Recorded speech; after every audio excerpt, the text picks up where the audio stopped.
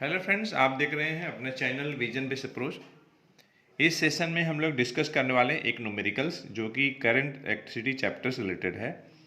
और यह जो क्वेश्चन है आईसीएसई 2006 का क्वेश्चन है। आप देख रहे होंगे आपकी स्क्रीन पर एक इलेक्ट्रिकल सर्किट दिख रहा होगा।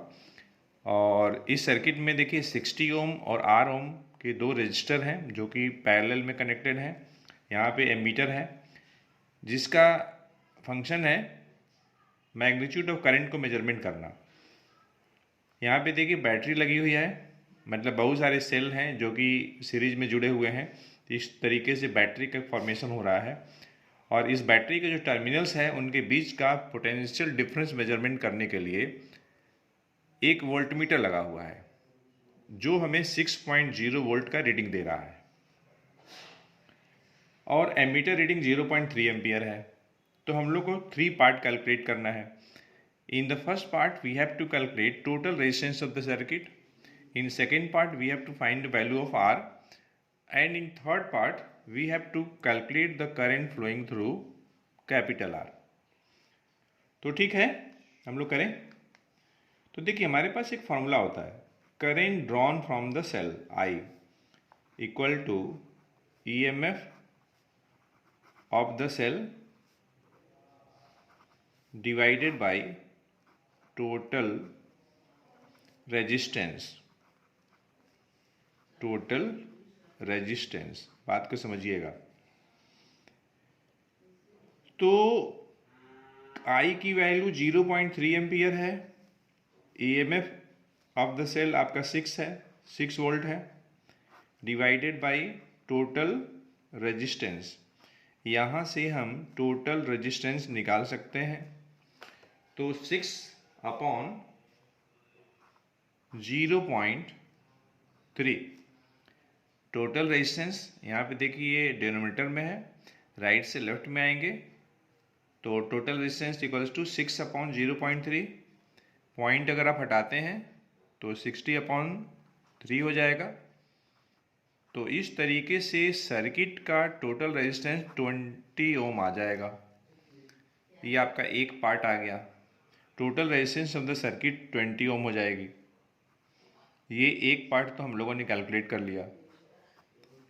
सेकेंड पार्ट में हम लोग को वैल्यू ऑफ आर निकालना है। ये हो गया आपका फर्स्ट पार्ट। सेकेंड पार्ट, तो सिंस 60 ओम एंड आर ओम जो रजिस्टर है आर कनेक्टेड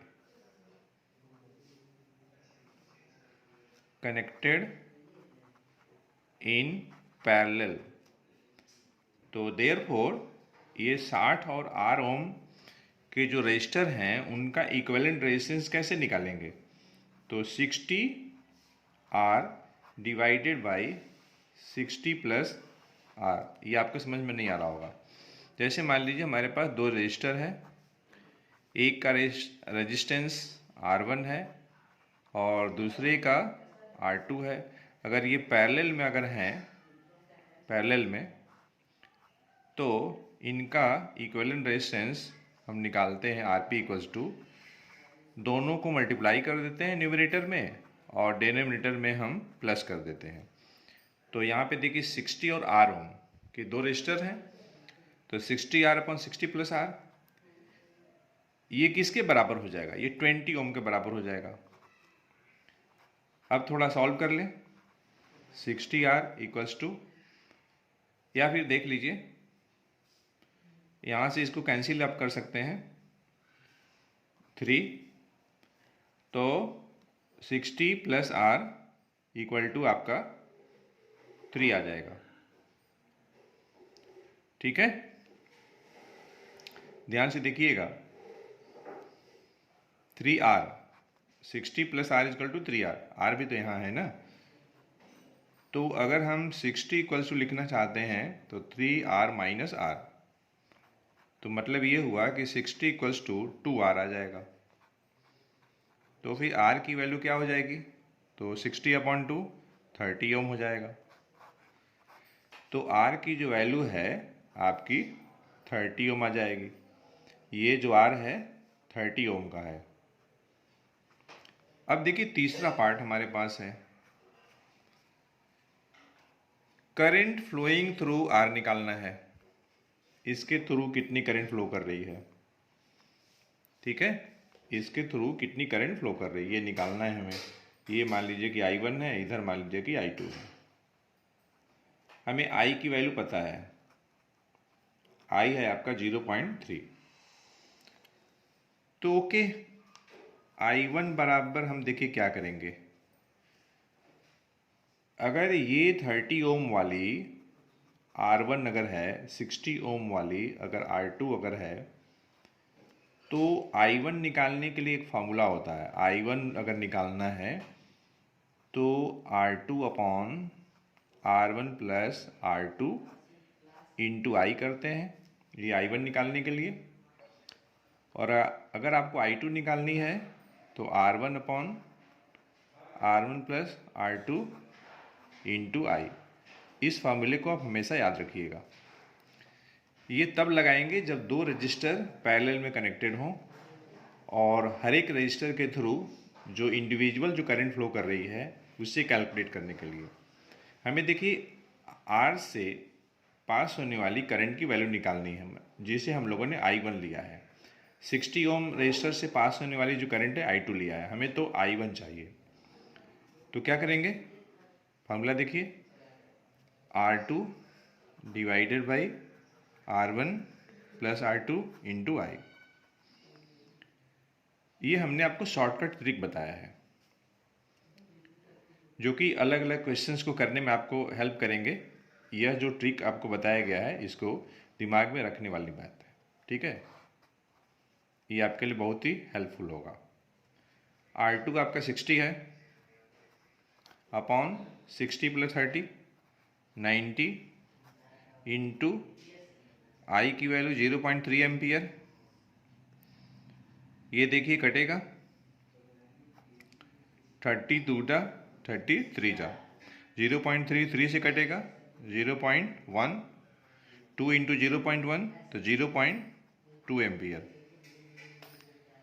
अगर आपको I2 निकालना है तो या तो आप ये फार्मूला लगाइए और नहीं तो I माइनस I1 कर लीजिए। वैसे I2 निकालना नहीं है, मैं आपको एडिशनली बता रहा हूँ। I की वैल्यू है आपका 0.3 एम्पियर और ये हम लोगों ने यहाँ पे I1 निकाला है ना, I1 0.2 एम्पियर। तो जब आप माइनस करेंगे तो 0.1 एम्पियर हो जाएगा, ठीक है। तो I1 कितना आया, I1 आपका आया 0.2 एम्पियर और I2 कितना आया 0.1 एम्पियर। जब इन दोनों को प्लस करेंगे तो 0.3 भी हो जाएगा।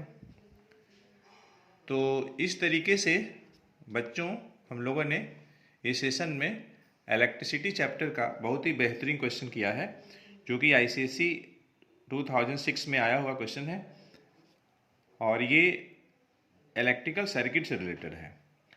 हमें उम्मीद है आपको यह क्वेश्चन अच्छे समझ में आ गया होगा। अगर आपको यह क्वेश्चन अच्छे समझ में आया हो तो आप इस वीडियो लेक्चर को अधिक से अधिक लोगों में शेयर करें। अगर आप इस चैनल पर नए हैं तो इस चैनल को सब्सक्राइब करें, साथ ही साथ बेल आइकन को प्रेस करें, जिससे कि आपको आने वाली वीडियोज़ का नोटिफिकेशन सबसे मिले।